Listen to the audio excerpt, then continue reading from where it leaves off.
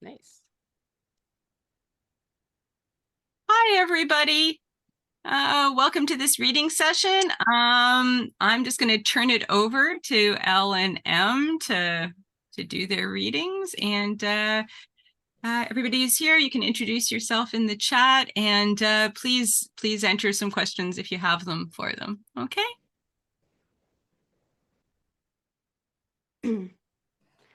I think I'm gonna start. So, hi, I'm M or Emily. I write as EH Lupton, which is not at all what my Zoom handle says. So, I work in technology. It's my day job. So I like to be good at this. This is my book, Dionysus in Wisconsin, and it came out this past May. And it's a urban fantasy and queer historical romance with some mystery bits. Kind of hard to necessarily squeeze it into one genre. So, thank you. And so I'm going to read, I guess, for 20 minutes, and then Elle is going to read, and then we're going to take some questions if anybody has questions. So I'm just going to make sure that I can see like a timer in my periphery. And here we go. Lorenzo's Lounge was a fine bar as dive bars went. It was a bit off the beaten path. The interior was done up in cheap wood paneling and ugly purple neon lights, and all the surfaces seemed to be perpetually sticky. The patrons had drunk through protests, counter protests, outright riots, and if local legend was to be believed, a brief invasion of ghouls. They weren't going to be impressed or unsettled by one slightly twitchy magician. Therefore, one evening, when Ulysses Lankov felt like he'd spent so long reading that if he had to physically look at one more piece of paper, he was going to set the world on fire, he packed up his notes and went over there to drink. He'd been there for at least 2 beers worth of time, picking over a list of possible dissertation topics in a desultory fashion, when someone crashed into his table, sending things flying. Ah, said a slurred, somewhat familiar voice. You're out drinking too. Getting ready for the big guy, eh? Groovy, groovy. Horse? Ulysses shuffled his papers back into a loose pile and got to his feet. The man who had taken everything out was still sprawled on the floor, eyes wide, pupils blown. Lankov, Horse said. Fruit of the vine, eh? He winked. Ulysses cleared his throat. I think that's wine. Nonsense. Sheer nonsense. Hops grow on a vine. Ergo. Horse looked content to lie on the floor for the rest of the night, but other patrons were looking askance now. Ulysses reached out a hand, and after a momentary hesitation, Horse took it. Horse was a small, unassuming, extremely magical man who was no longer quite tethered to reality. Ulysses had known him for a while, had been trying to keep an eye on him, offering help if he needed it. He'd never seen the man look quite like he did right now. Somewhere he'd gotten a hold of an old white sheet and fashioned it into a himation. His matted brown hair had been decorated with dried maple leaves. As Ulysses levered him up, the bouncer came over and stood with arms crossed, glaring at Horse. I told you, any disturbances and you'd have to leave. He crossed his arms in a way that made the size of his biceps apparent. Ulysses was actually surprised they'd admitted Horse in the first place, given that he eschewed social niceties such as bathing or shaving, and had probably last had a haircut during the Johnson administration. I've got him, Ulysses said, gathering up his things and dropping $1 on the table. Ulysses propelled Horse out into the cool night air, trying to make sure the man stayed upright and zip up his own leather jacket at the same time. It was October. Earlier in the year, Madison had seen strikes by Black students and anti-Vietnam War protests, some peaceful, and some made less so by the presence of riot police and the National Guard. But this particular evening, other than the whoop of students here and there as they entered or exited bars, things felt quiet. It was nice. Ulysses didn't trust it. I want a beer, Horse said. I want a bottle of wine, too. Oh, do you think Abigail has anything good? I should go see her. Good old Snaky. Abby. Good old Snabby. She knows what's going on. She knows. I need to get out of here. Horse didn't look cold. Actually, he was practically vibrating, though from drugs or magic or something else entirely other, Ulysses couldn't tell. I think you should go home, Ulysses said. There was an assumption there that Horse actually had a room somewhere that he could crash, but the man didn't respond one way or the other to the idea. Where's your sense of self-destruction? Horse said. He started to walk away, missed the step down to the sidewalk, and crashed over again. Ulysses picked him up and leaned him against the building's brick exterior. They were near the corner of Gilman and University. The latter was busy with cars and wandering students, but the former was fairly quiet. Horse, what's going on? In the words of the prophet, we march smiling to our doom, Horse said. When he leaned his head back, Ulysses realized he'd stuck leaves into his knotted beard as well. Clockwise, clockwise. Be clockwise, Lenkov. He pushed away from the wall. Time is running out. He made it 4 steps down before he staggered into a lamppost and threw his arms around it like a drowning man meeting a life preserver. What are you talking about? The big guy himself, my man. All us far out freaks and foxy cats are going to wind up as dog chow when the main event comes down. Horse's eyes were darting restlessly around, but when they focused on Ulysses's face, he felt cold despite his jacket. I don't understand. Ulysses rubbed his face. He wanted to believe that all Horse needed was a night to sleep it off and a decent meal to put him back on what passed for an even keel with him. But there was an electric intensity to the way he was talking, and something about it freaked Ulysses out. It's heavy. Horse stood, and then grabbed the post again. As the year winds down, a shadow stalks us.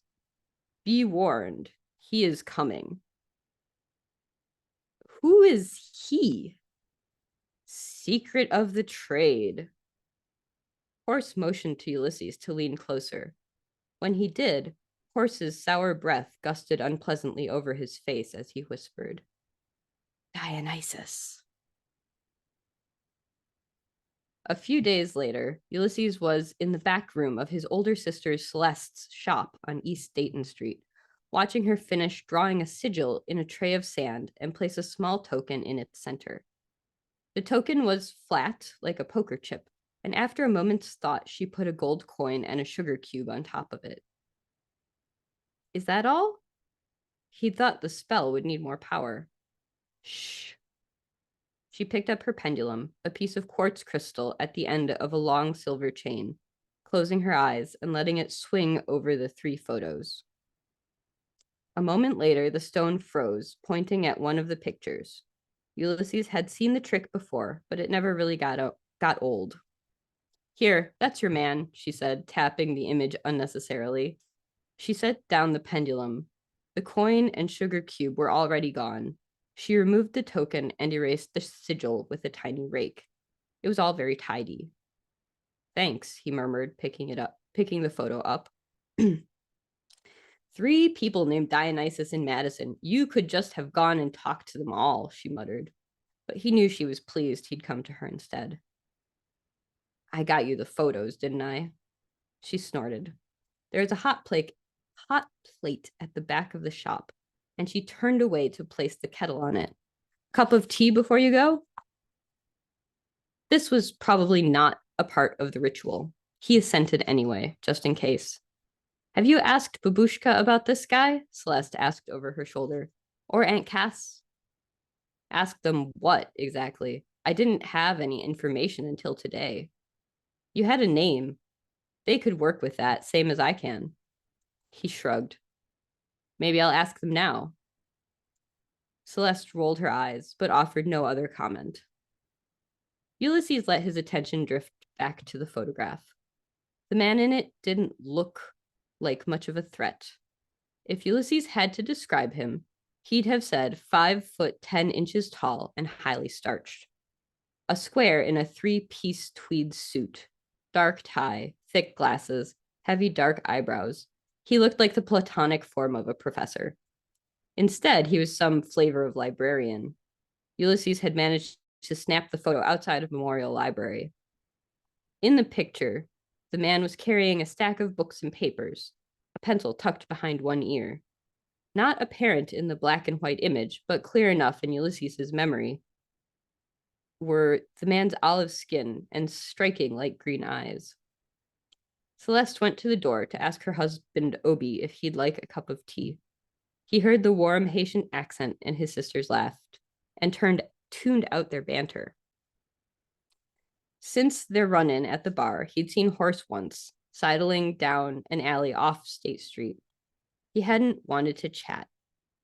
Other bloodline magic users Ulysses had been tracking were also agitated. It was like there was something in the air. Was the mysterious Dionysus to blame? Ulysses shook his head. Whatever was going on, he was going to be the one to take care of it. Sam came out of the Historical Society building at lunchtime, clutching all the things that hadn't fit in his satchel. 3 notebooks, 4 books, and 15 student essays he'd finally finished grading.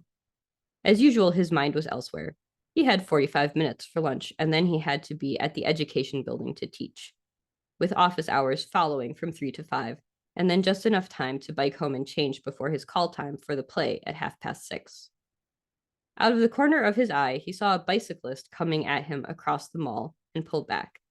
It wheeled past, just as someone crashed into him from the other side.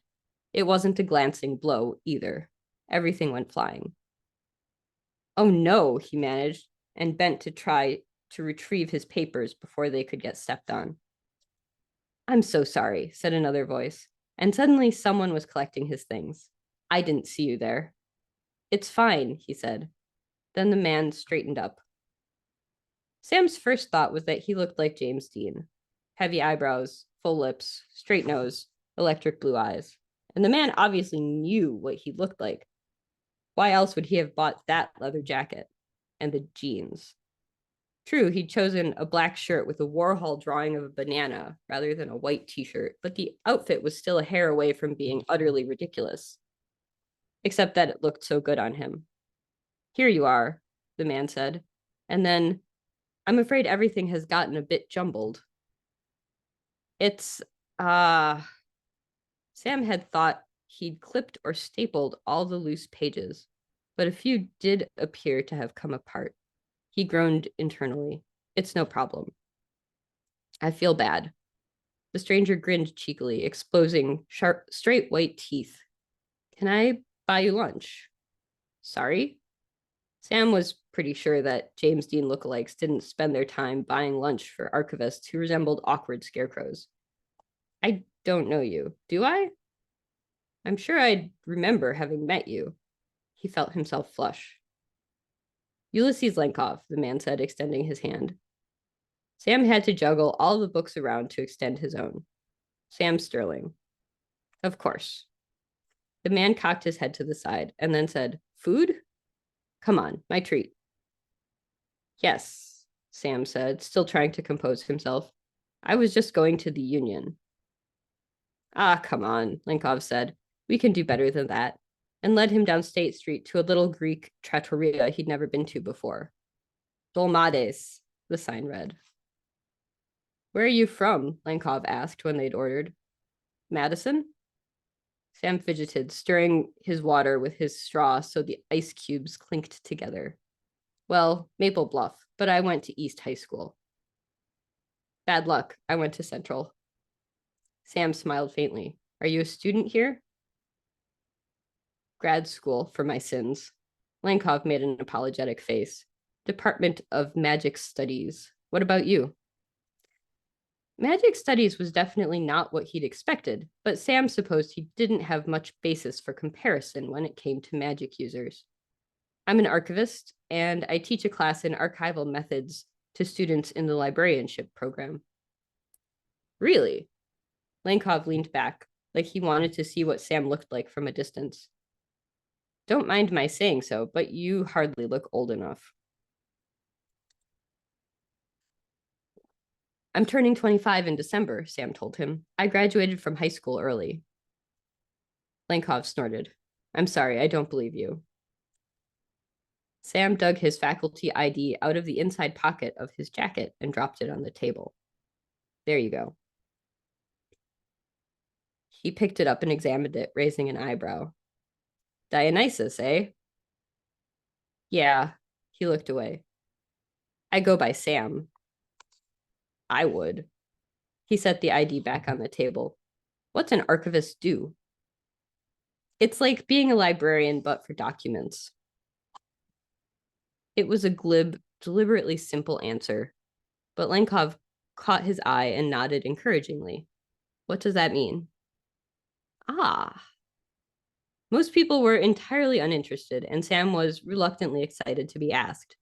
Well, librarians work with certain types of objects, books, or journals, newspapers. He shrugged. Anyway, they take care of these objects and make them accessible to the public by creating a catalog record so they can be found, right? But if someone just donates a big box of their papers, that's not very accessible. So an archivist goes through them, tries to write down some general categories of documents and the topics they contain, makes notes of time periods covered, sometimes purges irrelevant materials. Then I, compile all that information into a finding aid for researchers. The other man raised one eyebrow. That sounds like a lot of work. By which Sam thought that he meant it sounded boring, which was disappointing. It's an interesting intellectual puzzle. His meal, a plate of the titular dolmades, arrived, and he cut into them. And it's quite gratifying to take something that's a total jumble and make it available to researchers. Lankov was watching him rather than digging into his own dish. Who are these researchers? Sam shrugged, feeling abruptly self-conscious, but unsure if he should put his fork down or not. History professors mostly, or, grad students who want to be history professors, genealogists, all kinds of people. Really? Linkov laughed. I know I keep saying that. That's how history works. Something happens and someone writes it down in a letter to their mother. Then 20 or 50 or 100 years later, a PhD student digs it up, blows the dust off, and writes a paper about it. A professor from a rival school who hates the student's advisor writes another paper saying that she had it wrong because of some other document on the same topic. And then they go around and around for about 20 years until the older professor retires. The newer one is tenured and no one knows which way is up. Then some middle view of the two that tries to compromise becomes accepted history and gets written into textbooks. And all high school kids in the country get dragged through it. Sam put his fork down, then picked it back up and took a bite. That sounds a bit tortured. Sam nodded. It keeps them off the streets. Lankov finally took a bite of his gyros. How did you get into that? I was really interested in Latin poetry. Sam looked down at his plate, concentrating on cutting up the next dolma. Eventually, I came up against the problem of what constitutes an authentic text. It's not like. He paused, waving his fork in thought. Oh, Slaughterhouse-Five, where you can just go see the original manuscript Vonnegut created if you're curious. At some point, there maybe existed an original manuscript and it was lost, so all we have are copies, which are more or less credulous and mouse-eaten, and which were copied out by better or worse scribes, and we have to figure out what the intended word is. The other man scratched his head. That sounds more like a reason to work in rare books. It's about the transformation of books from endlessly iterable objects to unique objects, Sam said firmly. And from there, archives deal solely with unique objects. He hesitated and then added, actually, rare books and archives often go together. Back in Manhattan, I worked in a rare books collection. But when I was looking to move back here, the Historical Society had a job open, and the rare books department did not. Lenkov nodded, and Sam managed a little half smile in response. There was no way the other man actually cared, but Sam was absurdly charmed to have been asked. Now he caught a glimpse of the clock above the bar and winced. Oh dear, is that the time? I'm sorry to eat and run, but I've got to go to class. He stood, fishing for his wallet. I said it was my treat, Lenkov said, waving away the money he offered. Sorry about your papers. He smiled. He had a really nice smile. Sam hesitated, torn between inviting Lenkov to the play and the bare, ugly fact that the man was just being nice, that this meal was essentially a meaningless gesture. Is everything okay? Ulysses asked. Caught waffling, Sam grabbed his things. Thanks for lunch. See you around, he managed, and all but sprinted out the door. I think. Oh, 33 seconds to go. I'm calling it. We're good. That was inordinately precise. That was very cool. Very cool. Right. So mine is probably going to run short. So you could have kept going a little bit longer if you'd like. I lost my voice 2 days ago, and it's just barely returning. So I'm going just to do getting my over best, that. right? But I am going to keep it on the shorter side. So hi, I'm Elle. I write sapphic science fiction romance and sapphic paranormal romance for DSP publications. I currently have 9 books in print, and I'm going to be reading chapter 1 of my latest release, which is Harsh Reality. Harsh Reality is the craziest thing I have ever written. We pitched it as Annie Gets Your Gun meets Night of the Living Dead meets Survivor. And this is what happens when a writer goes to see cowboys and aliens late at night and then like goes to bed and has very, very, very weird dreams. It is the fastest book I ever wrote. It just kept coming and coming. And I think it took like 3 months from beginning to end, which is absolutely a record. So I am going to be reading chapter 1 as long as my voice holds out. So I apologize if I'm a little bit scraggly here. Chapter 1. Town of Oblivion, Territory of New Mexico, 1891. Shit, them miners don't usually head into the saloon drunk. Those miners, I thought, Ma's voice carrying to me from the grave. Being raised by a schoolmarm meant proper speech stuck with you. I resisted the urge to correct my deputy again. Shifting my weight, I let my chair thump forward onto all 4 of its legs. The porch bore the indentations from years of my abuse, and I rubbed the sole of my leather boot over its uneven surface. Lowering my hat brim against the setting sun, I followed Deputy Baylor's gaze. Sure enough, a trio of men shambled their way up the main dirt street of Oblivion. Nothing new about miners coming into town, but as my deputy had pointed out, these 3 weaved from side to side like the mayor after one of his benders. They dragged their gear behind them in the dust, adding unnecessary damage to picks and shovels. Where were their horses? Maybe they'd been robbed, which made them my problem, regardless of whether or not they started any trouble. A sigh whooshed out of me, and I pushed myself up by the arms of my faithful chair. Think we should have a chat with them, Callie? Baylor's blue eyes twinkled beneath the brim of his hat and dirty blonde bangs. My stare fell on Baylor like a bucket of river water in January. Suddenly, the rail post at the edge of the general store's porch seemed particularly interesting to him. Sorry, Sheriff McCabe. Everyone knew I preferred to be called Sheriff while on duty. Hard enough to maintain authority as a woman without drawing extra attention to my too feminine first name. I rested a hand on Baylor's shoulder. No, I'm sorry, Jake. Just hoping for a nice, quiet Monday, that's all. He stood, his lanky frame too thin for his 6 feet of height, and watched the trio of miners disappearing through the saloon's swinging doors. The tinkling of piano keys I'd barely even been aware of ceased drifting across to us on the faint breeze. Don't think you're going to get it. Hank never stopped playing the saloon's old upright, not in the late afternoon while trying to draw in the evening crowd. Neither do I. Tucking my shirt tail into my dungarees, I set off at a brisk pace down the boardwalk lining the street. Baylor kept pace behind me. We paused for 2 horses pulling a creaking wagon to pass, and I took the opportunity to tighten the strip of rawhide holding my long hair in a plaited braid that hung heavy between my shoulder blades. The wagon lumbered on, its noise drowning out any trouble that might have been erupting in the saloon. Miss Callie, Deputy Baylor. Dang it. I glanced at the unmoving wooden doors.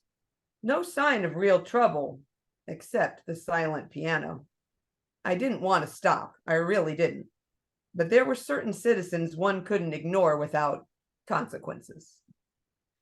I closed my eyes, counted to 3, then pasted on my best Sunday school smile and turned to face the man who called to us, aware of Jake doing the same. To Preacher Xanthus, I would forever be Miss Callie, and Jake would be Deputy Baylor. Shiny stars, especially on a woman, meant nothing in the face of religious propriety. Besides, who could argue with a man whose sanity got called into question more often than a bartender poured whiskey? I finished my turn, my nose ending up 3 inches from a bird's beak, and jerked back to avoid losing a nostril or 2. Whoops. Sorry, Callie. You startled her is all. You know how much Pandora likes you. A harsh squawk begged to differ. Xanthus put a couple of feet between us, pulling his black-sleeved arm against his chest, the perched bird along with it. Bright gold and scarlet feathers stood out stark against the dark coat fabric. Intense black eyes studied me, head cocking from side to side, giving the impression of a creature of much greater years than the average pet's lifespan. Whether Pandora liked me or not, she certainly found me intriguing. Or maybe tasty. I hoped I'd never find out. That beak looked sharp. Not for the last time and not for the first time, I wondered what kind of bird she was. Not a parrot, and nothing I'd seen in these parts before. Dangerous animals should be kept in cages, Jake drawled, keeping well clear. I noticed his hand resting on the grip of a 6-shooter. Seriously? He was going to shoot a 12-inch tall bird that hadn't actually harmed anyone? We needed to have a little chat later. Nothing dangerous about Pandora. You live right by the Lord and she'll leave you be. The preacher stroked her ruffled feathers. She might speak her mind, but she's never bitten another good soul. Believe me, I'd know it. If she ever did, it would have a purpose. No humor there, and from the tone, it was purpose with a capital P. I wondered if our crazy preacher thought he'd train Pandora as some sort of godly guard bird. He carried the darn thing everywhere, even up to the pulpit on Sundays. Why Oblivion's townsfolk put up with such shenanigans was beyond me, but he was the only preacher we had, and souls, after all, must be saved. And speaking of saving souls, I looked over my shoulder at the saloon across the street. No one had exited or entered the swinging doors after the 3 miners, and I still didn't hear any sounds of distress. No breaking glass, no shouting. Maybe I was worried for nothing. The piano remained silent. Preacher Xanthus cleared his throat for attention. I noticed you weren't in church yesterday. Of course he had. I'd hoped with all the miners and their families attending, he might have missed my absence. No such luck. Of course, even when I was there, I wasn't. Not really. In body, maybe, but not in spirit. And he always noticed that, too. Someone screamed. Jerking my head up, I followed the sound. Right into the saloon. I exchanged a quick glance with Jake. My hand found the rawhide loop keeping my pistol in its holster and released it. Sorry, preacher, gotta go. Without waiting for a response, I raced my partner the rest of the way across the street, finally. I'll expect your attendance next Sunday, little lady, Xanthus called after us. Sometimes I wondered if, despite my discretion, he knew about some of the other unladylike things I did beyond being the sheriff. That's when the first body flew through the saloon's front window. Glass, expensive and hard as hell to get out here, shattered in all directions. One of the miners I'd seen earlier hit the boardwalk with a thud, then rolled until he dropped off the edge and settled in the dust. Sounds of fighting poured into the street. I ran the last few steps, crouching on one knee beside the stranger who lay face up, eyes staring at nothing in the darkening afternoon sky. Cuts crisscrossed his pale cheeks, presumably from the broken panes, but no blood welled up from the wounds. My nose wrinkled at the foul stench rising off the body, like spoiled meat. Reaching out, I placed 2 fingers against his neck just to be sure, and recoiled at the chill of the miner's skin. I swiped my hands over the sightless eyes to close the lids, but they popped open again, startling a screech out of me that I covered with a clearing of my throat. So much for that idea. I tried not to look in them as I scanned the rest of the body, noting dark, dry stains, some flaking into the dust. But further inspection revealed no wounds. The blood spattering this miner's clothing wasn't his own, which meant another body somewhere. Hellfire, I whispered. What? Jake said from my right shoulder. From within the bar came crashing and yelling, accompanied by the high-pitched shriek of one of the upstairs girls, but not Arlene. Her shriek and any other excited sound she could make, I knew intimately. Whatever was going on, she would be smart enough to stay out of the way, I hoped. A couple of whiskey bottles followed the miner through the window and into the street. I ducked as one missed my head by inches. At least it was empty. Go on, get in there, I shouted over the din. Put a stop to that before someone else gets killed. He's dead? Xanthus asked from my left. Good and, I assured the preacher while Jake vanished through the swinging doors. Should have been me, I knew, but all my attention focused on the body in front of me. By all reasonable assessments, this guy had been dead for days. What the hell? Maybe the other 2 had been carrying this one. That would explain their lurching approach. But why on earth would they go to the saloon with a dead man? And why toss a corpse out a window? Whatever the explanation, and I had to believe there was some reasonable one somewhere in all this, I needed to get a hold of the doc right quick, especially if there were other victims. A flash of motion caught my eye, and I reached up and yanked Xanthus with his bird down beside me as a chair flew out the new opening. Pandora flapped wildly, several red feathers floating to the ground beside us. Might want to wait a bit on prayers for the dead until we get these folks under control. God doesn't wait, Xanthus said, passing his hands over the body while he muttered religious phrases the poor bastard would never hear. God didn't have to duck flying chairs either. Excuse me. I stood to go help Jake. As an afterthought, I turned back. Don't move him. If God didn't wait for prayers, who knew how long he'd wait for burial? And that is chapter 1.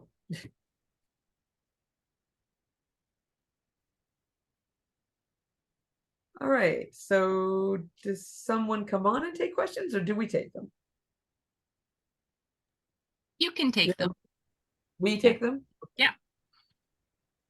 Well, someone asked post-death defenestration. Yes, absolutely. If anyone else has questions, if you post them in the chat, that would be awesome.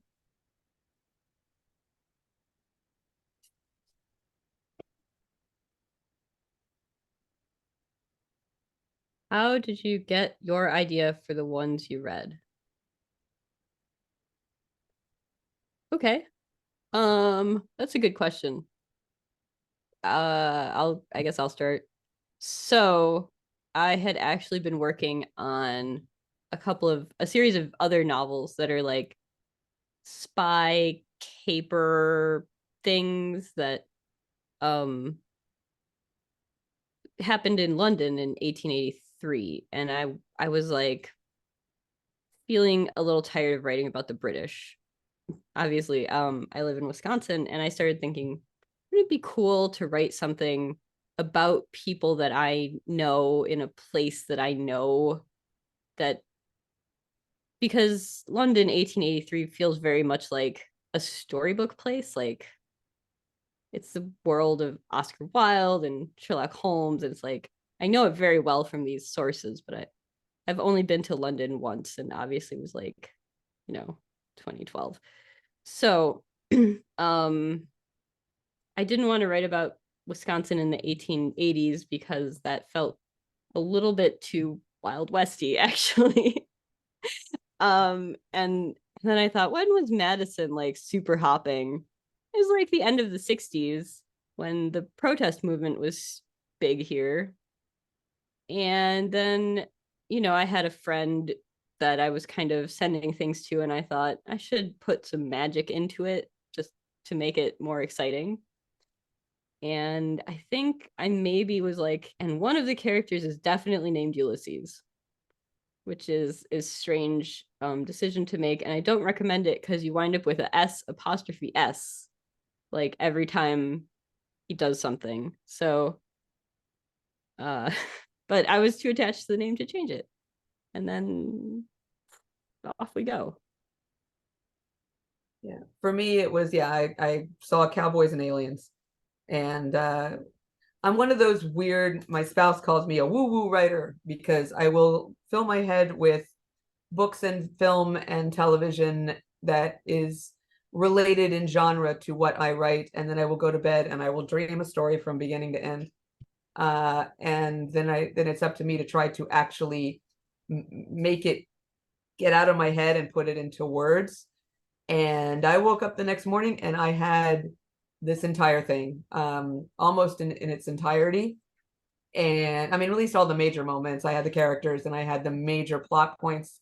And I was in the middle of writing something else at the time. I don't even remember which book it was, but this story demanded to be written, and I knew it was going to be quick, and I didn't want to lose it, as dreams sometimes do. They fade away. So I just started writing it right away and cranked the whole thing out in, straight from beginning to end over 3 months. Of course, I had to take Cowboys and Aliens, and I had to make it sapphic, and I had to make her kick ass, and I had to have a lot of fun with it. And I think it is absolutely the most fun I've ever had writing a book. I've enjoyed many of the books I've written, but this one, I basically took all the restraints off. I'm like, let's let this happen, and let's throw in some zombies, and it was so much fun. The other question was, the bird was the minister. Okay, so the minister is Xanthus, and yes, the bird belongs to Xanthus. Jake is the deputy. Jake does not like the bird Pandora at all. Callie is not fond of Pandora either, but she figures it's just safer to tolerate him than it is tolerate her, actually, than it is to try to fight with the preacher, because that would give her a very bad reputation in town.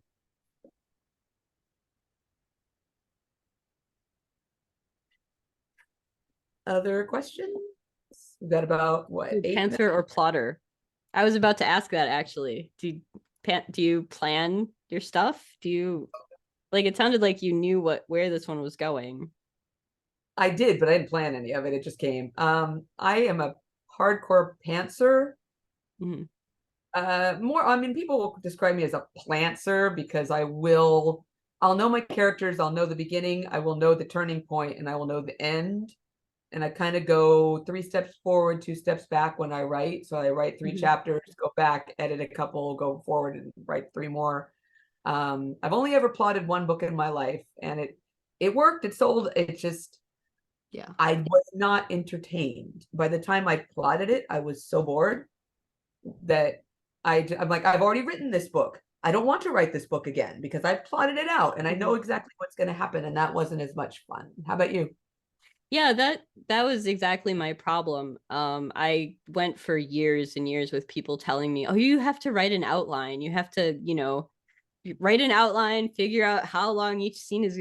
Oh my God, I get so bored. If the writing, like there's a process of discovery when I write. Like I said, I kind of started with like one named character and I knew that Dionysus was going to figure into it, and then I just go. Sometimes if I can tell that like things are getting a little bit off the track, which is usually like more emotionally, like if things will grind to a halt, um I'll go back and like rewrite sections, but I try to go like front to back. Don't stop, just keep going. I'll fix it, I'll fix it in post. I do I edit a lot, I think, so that helps make up for whatever sins I'm committing on the first go round. I Um, hate editing. I absolutely hate it. So if I don't do it as I go, it isn't getting edited. This is how I feel. ah, yeah. I excuse me. Yeah, it's weird because like usually around 30,000 words, which is like right before the halfway point, like my books seem to come in at about 75,000. I panic. I text my friend, like, what am I doing? I don't have any idea. This is terrible. Everything is falling. And then, like, I'll write in Notepad or something like a list of all the open bits of plot that I still have to figure out and be like, well, that one gets shunted to the sequel and this one can get tied up this, and like, but, um, and sometimes that helps. But one time I had this little panic and I texted my friend and they went through and screenshotted every other time I'd ever texted them that and sent them all back to me, and I was like, it's a thing. It's Yeah. just got to keep going. Sometimes we have to remind ourselves that you can we've done this before. We're Yeah. doing it now. We'll do it again. Yeah. So mine tend to come in around 90,000 words. So 30,000 is about where I figure out if this is a viable book or not. And I Oh. can't tell you how many books I have set aside at 25 to 30,000 words because it's just, this is not happening. Mhm. Uh, and 45 is about where I'm like, what am I doing? I'm too far in to stop. I'm not going to leave it. I'm going to finish this thing, but I'm not quite sure how, but not this one. This one really almost wrote itself. It just, I think because I gave myself permission to do whatever the hell I wanted, Mhm. that it didn't stall. It was one of the only times that it did not stall. I see Yeah. another question. Is writing your characters sometimes like DMing a role play? Character does their own thing. Any pre-plotting be damned. You want to take that one first? Sure. Sorry, I didn't mean to cough. Um, what it feels like sometimes actually, and this might be like I've been adjacent to a lot of theater people for a while. Like I've written a play, but mostly I'm not on stage. But it does feel like refereeing an improv group sometimes. That like the characters have to yes and each other in certain ways in order for dialogue to function in a scene. You have to think about like why is the character in the scene, and like if they don't want to be in the scene, like would they just leave? Um, but yeah, I can also see it DMing something in my head. It that feels a little crazy. I'm not going to say it's not like that. But But there's so many of us to do it exactly like that. yeah. I don't I don't usually have the characters take off and do their own thing. Uh, but if they don't like what I'm doing with them, they just stop. They will Mhm. just stop. They will stop talking to me. And so I know I need to go for a walk, take a hot shower, go to sleep, whatever I need to do to clear that and let them start talking to me again. So we are almost out of time. We only have about 2 minutes left. Where can they find you? I've my book's on Amazon. It's on Kobo. You can take the ISBN number to your local bookstore and they can order it probably.